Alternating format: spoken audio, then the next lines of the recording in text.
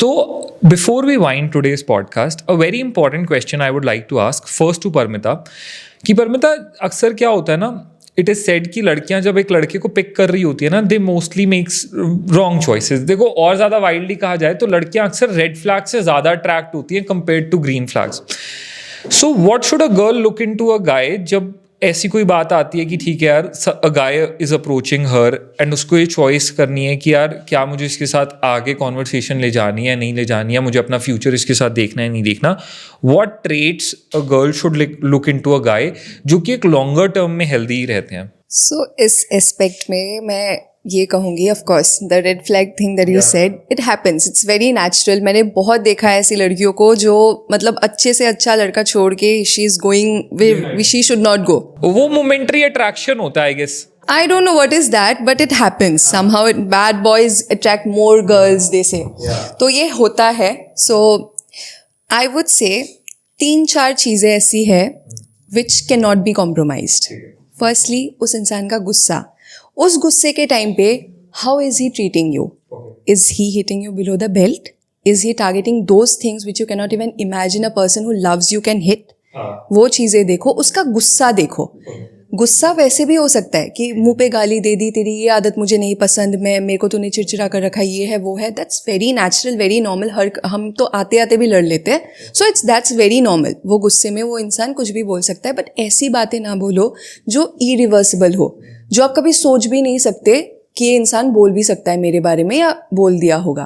पहले तो उसका गुस्सा देखो, फिर देखो दैट म्यूचुअल रिस्पेक्ट. वो रिस्पेक्ट कहाँ तक है, या is it just upper level respect कि हम trying to woo you, so I am this, I am cool, ये वो. हाँ, वो नहीं होना चाहिए मेरे हिसाब से. That respect should be to a deeper level.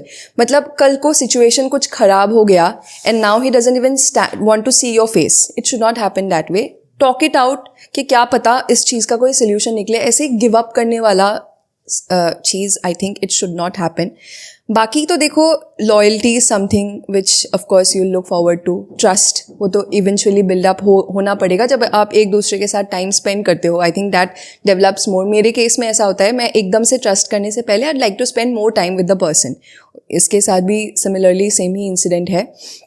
So these key points, I think पहला चीज़ तो मेरे हिसाब से वो गुस्से में कितना कैसे ट्रीट कर रहा है आपको, and how is he treating you when you can not give him anything, beat anything. मतलब from any angle if you see, आप उसके काम के नहीं हो. बेसिकली अगर हम आज के मेटीरियलिस्टिक दुनिया में देखें, आप उसके काम के नहीं हो, फिर भी आपको कैसा ट्रीट किया जा रहा है, that is one look out. And how is he treating people who is inferior to him. Inferior as in रास्ते, वेटर को मान लो, ही वुड कॉल, ओए छोटू इधर आ, नो भाई इधर आना प्लीज. That make sense. तो मेरे लिए वो मैनर्स, वो being a gentleman, being that person जो गुस्से में भी अपना आपा ना खो बैठे and hitting the girl and everything, those kind of चीज़ें, उन चीज़ों को देखो. एंड मैं बिलीव करती हूँ ना, वो सब चीज़ें शादी से पहले ही अगर आप जान जाओ, it's easier. Because as I said first बहुत ही मुश्किल रहता है किसी भी इंसान के लिए शादी के. तो अगर आप पहले ही जानते हो ना, वाकिफ हो ना उस इंसान के हैबिट्स से, उस इंसान के बिहेवियर से, सो इट्स ईजियर.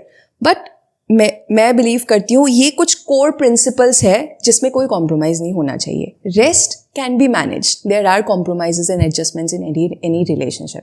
तो क्या आप ये सारे पॉइंट्स ऑब्जर्व कर रहे थे रजत भाई में जब वो टॉकिंग स्टेज चल रहा था? कम मैच्योरिटी बाद में आई. ये चीज़ें बाद में आई. हाँ, ये चीज़ें बाद में आई.